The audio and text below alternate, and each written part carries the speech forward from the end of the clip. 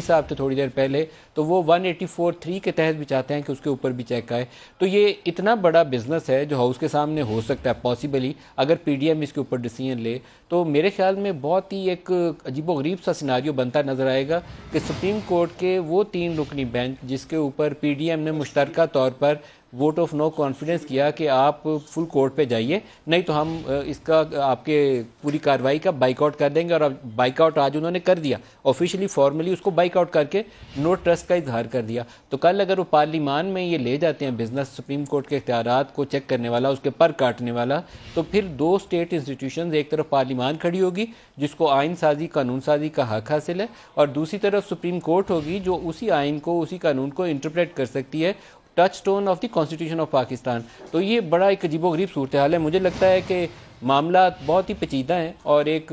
Anarchy والی کیفیت جو ہے وہ آپ کو اگلے 1-2 روز نظر آ سکتی ہے. اللہ پاک رحم فرمائے، لیکن کوئی صورتحال اچھی خوشائند نہیں ہے. مجھے تناؤ اور کنفرنٹیشن نظر آتی ہے. پنجاب کو گیو اپ کرنا آسانی سے شاید پی ایم ایل این کے لیے ممکن نہ ہو، اور دوسری طرف پی ٹی آئی اور پی ایم ایل کاف اس کو ایز سون ایز پاسبل وہ اس کا کنٹرول سنبھالنا چاہیں گے، کیونکہ 60% آف پاکستان ہے. جو پنجاب جیتتا ہے وہ مرکز میں حکومت بناتا ہے. پی ٹی آئی کو اس کی اہمیت کا پتہ ہے، اسی لیے وہ کاف لیگ سے چودھری پرویز لائی کو امبریس کیا، اور مونس لائی نے بڑا سوچ سمجھ کے کہ ان کے پاس بزدار کے علاوہ کینڈیڈیٹ نہیں ہے، انہوں نے چودھری شجاعت کو اپنی فیملی کو چھوڑ کے تو وہ نون لیگ کو بھی چھوڑا اور اپنی فیملی کو بھی چھوڑا، اور انہوں نے پاکستان تحریک انصاف کا ساتھ دینے کا فیصلہ کیا. اب یہ ایک ٹرف بیٹل ہے پنجاب کے لیے، اور پنجاب کو چھوڑنا وارا نہیں کھاتا سیاسی طور پر پی ایم ایل این کو. تو آپ کو سخت رد عمل نظر آئے گا پی ایم ایل این کی جانب سے بھی سیاسی طور پر، اور جو ان کے پاس کانسٹیٹیوشنل اور لیگل آپشنز اویلیبل ہوں گی ہاؤس کے اندر یا ہاؤس کے باہر سیٹ کے اوپر، وہ اس کو ایکسرسائز کریں گے. اسی طریقے سے پاکستان تحریک انصاف وہ اب تگڑی ہو کے کھڑی ہو جائے گی. وہ کہے گی کے پی حکومت تو ہمارے پاس تھی، پنجاب بھی ہمیں مل گیا اور سپریم کورٹ کا فیصلہ بھی ہمارے حق میں آ گیا ہے، تو ہمیں تو اب جم کر مقابلہ کرنا ہے. اور ایک پاپولر ویو ہے جو اینٹی اسٹیبلشمنٹ اور اینٹی امریکہ بیانیہ کی عمران خان کی، اس کو لے کر وہ دیکھیں کیا کرتے ہیں. کیونکہ شاہ محمود کے جو بیانات ابھی سپریم کورٹ کے باہر آپ نے ہمیں سنوائے، اس سے یہ تاثر مل رہا ہے کہ انہوں نے کہا کہ وہ فوری طور پر عوام سے رجوع کریں گے. اس سے مراد یہ ہو سکتی ہے کہ پاسبلی وہ اسمبلیز ڈیزالو کرنے کی طرف ایک سٹیپ لینے کا غور کر رہے ہوں. ٹھیک ہے ندیم ملک صاحب ساتھ ہی رہیے گا. کرن، جس طرح مریم نواز صاحب بھی کہہ رہی ہیں کہ جوڈیشل کو نامنظور، انصاف کا قتل نامنظور، پاکستان تحریک انصاف یقیناً ندیم صاحب بھی کہہ رہے ہیں کہ اس فیصلے کے بعد کافی تگڑی ہوئی ہے. جو موومنٹ وہ چلا چکے ہیں، پہلے بھی چلا چکے ہیں، اور پنجاب حکومت ان کے پاس نہیں تھی تو وہ موومنٹ اتنی کامیاب نہیں ہو پائی تھی. آپ سمجھتی ہیں کہ اب جب کہ پنجاب حکومت ان کے پاس آئی ہے تو دباؤ خاصا بڑھائیں گے وہ اب مرکزی گورنمنٹ کے اوپر کہ وہ اسمبلیاں تحلیل کریں؟ اپنے اس دباؤ کو بڑھانے کے لیے آپ سمجھتی ہیں کہ اب یہ وقت آ گیا ہے پاکستان تحریک انصاف کے لیے، بہترین وقت ہے کہ دباؤ بڑھائیں وہ مرکزی حکومت کے اوپر؟ آبویسلی پاکستان تحریک انصاف کے بارے میں رائے یہی ہے کہ یہ یہی سوچ رہے تھے کہ پنجاب کا اقتدار اگر ان کے پاس آ جاتا ہے تو پھر پنجاب میں اور کے پی کے میں اسمبلیز کو ڈیزالو کر کے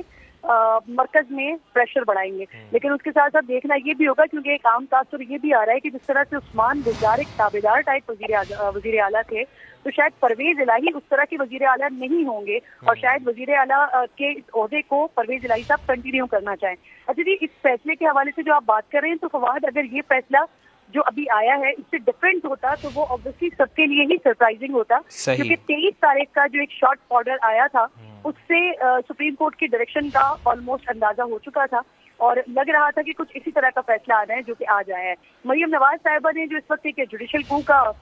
ٹویٹ کیا ہے، اور اس سے پہلے جو ان کا ایک ٹویٹ تھا، تو یہ مومنٹم مریم صاحبہ آج سے 2 دن پہلے سے بنا چکی ہیں. جس طرح کا انہوں نے پریس کانفرنس کی، پھر اس کے بعد وہ گفتگو کر رہی ہیں. سعد رفیق صاحب نے جس طرح کی بات کی، پاکستان مسلم لیگ نون کے دیگر لوگ جس طرح کی اسٹیٹمنٹس پاس کر رہے ہیں، تو اس تمام سچویشن سے مسلم لیگ نون نے غالباً یہ اینالائز کیا ہے کہ جو پچھلے 3.5 سال میں جس ووٹ کو عزت دو کے بیانیے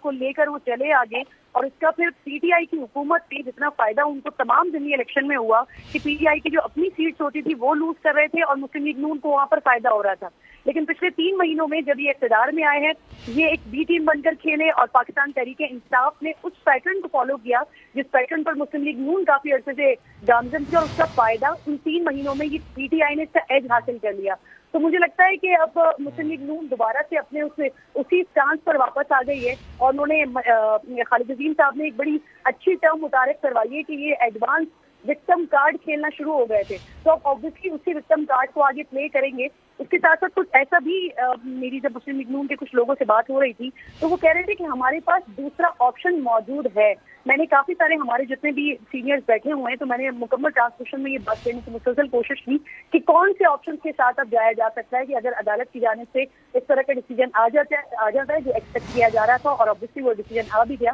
تو پھر اس کے بعد مسلم لیگ نون کے پاس کون سے آپشن